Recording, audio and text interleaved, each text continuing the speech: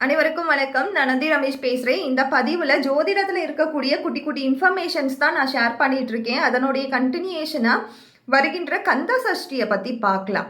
So இந்த மகா கந்த சஷ்டி அப்படின்றது 45 நாள் விரதமாக நிறைய பேர் எடுக்கிறாங்க, ஆர் 21 நாள் விரதமாக நிறைய பேர் எடுக்கிறாங்க, அல்லது 7 நாள் விரதமாக நிறைய பேர் எடுத்துட்டு இருக்காங்க.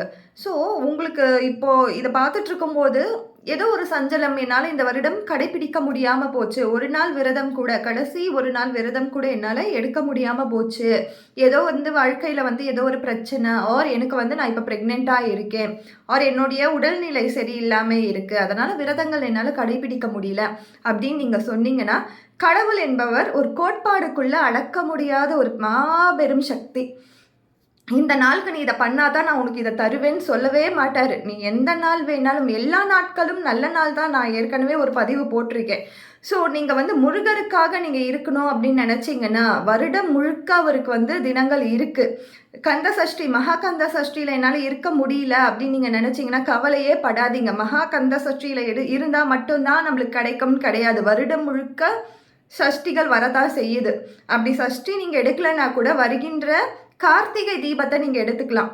அந்த கார்த்திகை தீபத்தையும் நான் தவற விட்டுட்டேன் அப்படின்னீங்கன்னா தைப்பூசத்தை நீங்கள் எடுத்துக்கலாம். தைப்பூசத்தையும் நான் விட்டுட்டேன் அப்படின்னீங்கன்னா வைகாசி விசாகம் இருக்குது, ஆடி பூரம் இருக்குது, ஆடி பௌர்ணமி இருக்குது. இந்த மாதிரி எல்லாமே நம்மளுக்கு கடவுள் இந்த மார்ட்டின் லூதர் கிங் ஒரு கோட் சொல்லுவார், உங்களால் பறக்க முடியலன்னா ஓடுங்க, ஓடவும் முடியலன்னா நடங்க, நடக்கவும் முடியலன்னா தவழ்ந்து போய் உங்களுக்கான சக்ஸஸ், உங்களுக்கான அச்சீவ்மெண்ட்டை நீங்கள் தேடிக்கோங்க, ஆனால் மூமெண்ட்லேயே இருங்கன்னு. அதே மாதிரி தான் கடவுளும் நம்மளுக்கு இந்த சஷ்டி இருக்க முடியலையா, கவலைப்படவே படாதீங்க, கஷ்டப்படாதீங்க, மனசை படுத்திக்காதீங்க. கடவுள் அவர் அடையிறதுக்கான நிறைய வழிகள், நிறைய கோட்பாடுகளை கொடுத்துருக்காரு. ஜோதிடம் என்பது ஒரு விஷயத்தை நேரோவாக பார்க்கறது கிடையாது, அது ப்ராடாக பார்க்கறது. அதை தெளிவாக புரிஞ்சிக்கும் பொழுது கடவுள் சொல்கிற விஷயங்களை நம்ம இயல்பாக எடுத்துக்கலாம் வாழ்க்கையில். ஸோ இப்போ இருக்க சுச்சுவேஷனில் உங்களால் எதுவுமே பண்ண முடியல அப்படின்னு நீங்கள் நினச்சிங்கன்னா கண்டிப்பாக கவலையே படாதீங்க. வருடம் முழுக்கும் சஷ்டி இருக்குது.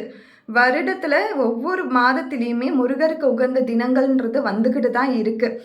இல்லையா எனக்கு எதுவுமே தெரியாது, சஷ்டி தெரியாது, எதுவுமே தெரியாதுனீங்கன்னா வாரம் வரக்கூடிய செவ்வாய் அன்று நீங்கள் முருகருக்கு வேண்டுதலை வைங்க. முருகர் என்பவர் குழந்தை வடிவமாக இருக்கிறவர்.